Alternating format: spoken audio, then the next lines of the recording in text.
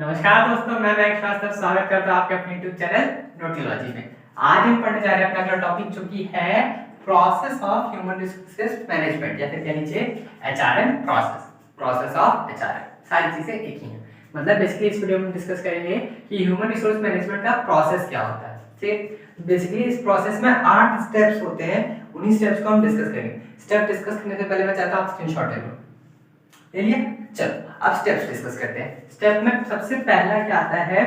Recruitment. Recruitment process में हम क्या करते हैं, हम देखते हैं जो हमारा एंटरप्राइज है, जो ऑर्गेनाइजेशन है हमारी, उसके अंदर कितनी वैकेंसीज है, मतलब हम कितने मैन पावर की हमें जरूरत है या कितनी और मैन पावर हम ला सकते हैं, कितने और एम्प्लॉयज हम ला सकते हैं।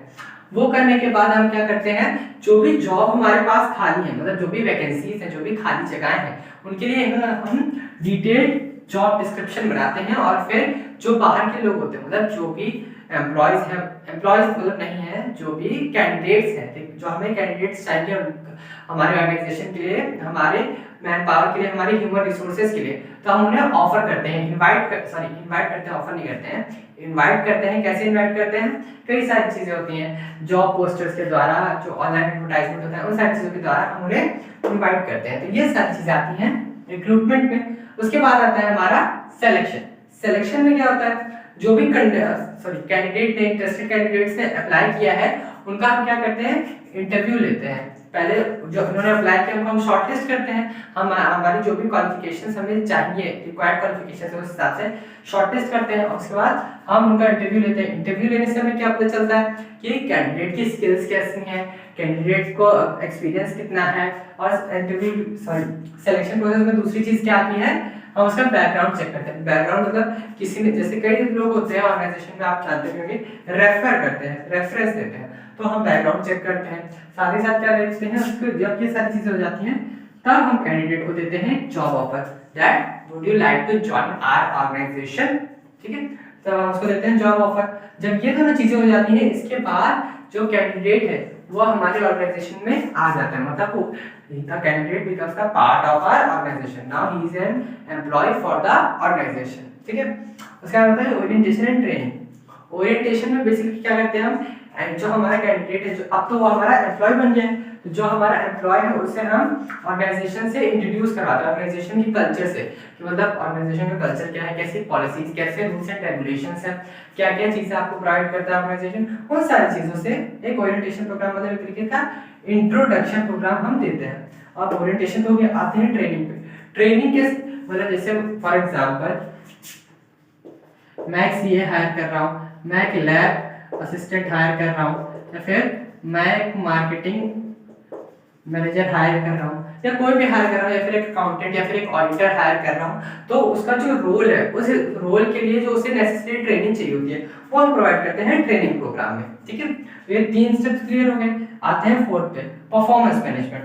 देखिए, ट्रेनिंग दे दी, इंट्रोडक्शन दे दी, मतलब पहले प्रोसेस में हम एम्प्लॉय को ऑफर दिया, दूसरे में उसको ज्वाइन करवाया, तीसरे में उसे कल्चर बताया ऑर्गेनाइजेशन में कैसा है, चौथे में हम देखते हैं उसकी परफॉर्मेंस मैनेजमेंट। जैसे हमने फॉर एग्जांपल हमने एक मार्केटिंग मैनेजर हायर किया, उसे हमने एक हमारा ऑर्गेनाइजेशन की रूल्स एंड रेगुलेशंस हैं, या फिर कह लीजिए कुछ अल्टीमेटम्स जो हम ऑर्गेनाइजेशन के हैं, जो बताते हैं मार्केटिंग के हमारे के, ठीक है, तो उसमें बताते हैं कि आपको 1 महीने में एटलीस्ट 5 प्रिंटर बनाते हैं लोग। ठीक है, तो आपको 1 महीने में 5 प्रिंटर्स बेचने हैं। साथ ही साथ लैब असिस्टेंट, लैब नहीं, चलिए मान लीजिए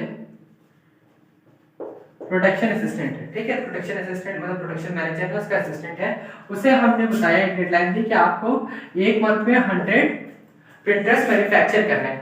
अब अगर वो लोग ये काम सही से कर रहे हैं, तो हम क्या, मतलब जो मैनेजर्स होते हैं वो देखते हैं कि हर इंसान अपना काम सही से कर रहा है या नहीं। मान लीजिए 100 की जगह वो जो असिस्टेंट है वो कितने बना पा रहा है, 70, तो हम उसे हेल्प करते हैं कि आप कैसे, कि कौन कौन सी चीजें यूज करिए, कौन कौन से टिप्स एंड ट्रिक्स यूज करिए, या फिर कौन कौन से तरीके यूज करिए जिससे आप जो हमारा रिक्वायर्ड गोल है 100 नहीं तो उसके आसपास तक आप आ सके। सिमिलर चीज इसके साथ भी होती है। ठीक है, इसीलिए हम परफॉर्मेंस कंटिन्यूअसली चेक करते रहते हैं कि कैसा हमारा एम्प्लॉय काम कर रहा है। अगर कुछ सही कर रहा है तो बहुत अच्छी बात है, कुछ गलत कर रहा है, कुछ कमियां रहेंगी तो उसे हम सुधार सकें, ताकि फीडबैक देके सुधार सकें उस चीज को। ठीक है, क्या बात आता है कंपनसेशन। कंपनसेशन मतलब जितना ज़्यादा हम हमारे एम्प्लॉय को हमें अपने ऑर्गेनाइजेशन में जोड़ के रखा है, मतलब हमारे ऑर्गेनाइजेशन से इंटीग्रेट करके रखा है, हमारी ऑर्गेनाइजेशन के साथ साथ उसको लेके चलना है, तो उसके लिए हम क्या क्या करते हैं, उनकी अच्छी सैलरी देते हैं, अच्छा टाइम टाइम पे बोनस देते हैं, किसके अकॉर्डिंग, ऑर्गेनाइजेशन के बजट के अकॉर्डिंग। मतलब फॉर एग्जांपल अगर मैं आपको कहूँ ऑर्गेनाइजेशन का बजट है कि वो 100 लोगों को 500 रुपीज दिवाली का बोनस दे सकती है, ठीक है, मतलब बोनस देने के लिए उसके पास कितने हैं, टोटल 50,000 रुपए, और हमारे पास 100 एम्प्लॉयज, मतलब ये बोनस का अमाउंट है जो हमारे अकाउंटिंग मैनेजर ने, सॉरी फाइनेंस मैनेजर ने बताया कि हमारे पास 50,000 रुपए है, इतने का हम जिसको जितना चाहे बोनस दे सकते हैं। अब हमारे पास 100 एम्प्लॉयज है तो 100 को 500 देंगे तभी तो होगा, पता चला हमने 700 दे दिया और तब तो कितना चला गया, 7,000, और बोनस देने के लिए हमारे पास 50,000 रुपए, तो जितना ऑर्गेनाइजेशन का बजट होता है उस हिसाब से बोनस प्रोवाइड किया जाता है। उसके बाद आते हैं रिलेशन। रिलेशन मतलब जो हमारा एम्प्लॉय है, ऐसे देखिए एम्प्लॉय, उसके ऊपर आता है मैनेजर, उसके नीचे आता है हमारा फोर्थ क्लास, ठीक है। तो जो एम्प्लॉय है उसके रिलेशंस मैनेजर से भी अच्छे होने चाहिए, उसके रिलेशन फोर्थ क्लास एम्प्लॉय से, ताकि जो हमारा वर्किंग एनवायरनमेंट है वहां पे काफी अच्छा सिनेरियो हो, काफी हार्मोनियस वर्कप्लेस, मतलब आपसी तालमेल जो है वो काफी अच्छे होने चाहिए, जिससे कॉन्फ्लिक्ट ज्यादा ना हो, जैसे यहाँ पे लिखा ही हुआ है मैनेज कॉन्फ्लिक्ट, लड़ाई झगड़े मिसअंडरस्टैंडिंग वगैरह ज्यादा ना हो। जितने ज्यादा अच्छे रिलेशंस रहेंगे उतने कम लड़ाई झगड़े या फिर ना के बराबर लड़ाई झगड़े होंगे, और उतना अच्छा ही हमारा ऑर्गेनाइजेशन रन करेगा, ओके। उसके बाद आता है डेवलपमेंट में। डेवलपमेंट में मतलब जो भी एम्प्लॉयमेंट की करियर एडवांसमेंट के लिए, यहाँ पे लिखा है हमने, ये शॉर्ट में लिखा है एडवांसमेंट, करियर एडवांसमेंट के लिए जो भी नेसेसरी डेवलपमेंट है वो हमें कंडक्ट करवाना चाहिए, कैसे कैसे होगा, जो भी स्किल्स उसको सिखाने उसके करियर के लिए, वो सारी चीजें आती है डेवलपमेंट में, ठीक है। ग्रोथ अपॉर्चुनिटीज मतलब कहाँ पे हमारा, हमें उसमें आइडेंटिफाई करना होता है कि हमारा एम्प्लॉय कहाँ पे ग्रो कर सकता है, तो वहां जहां हमें अपॉर्चुनिटी दिखेगी वहां हमें एम्प्लॉय का करियर, सॉरी करियर कह रहा हूं, उसके स्किल्स को ग्रो करवाना है, ताकि उसका जो करियर है वो ज्यादा से ज्यादा एडवांस हो सके, वो अपने करियर में ज्यादा से ज्यादा ग्रो कर सके। और चौथा आता है मेरिट रेटिंग एंड प्रमोशंस, मतलब जितना अच्छा काम करें उतने ज्यादा प्रमोशन, ट्रांसफर एंड अगर आपका काम थोड़ा सा खराब है तो फिर डिमोशंस, ठीक है। ये सब मतलब एक रैंडम चीज है, बाकी मेन टॉपिक्स ये थे, ठीक है। तो आई होप आपको समझ में आया होगा, और कोई भी डाउट है तो कमेंट सेक्शन में जरूर बताइएगा। तब तक के लिए मिलते हैं अगले वीडियो में। इस वीडियो को लाइक करिए, कमेंट करिए एंड चैनल को सब्सक्राइब करिए। नमस्कार।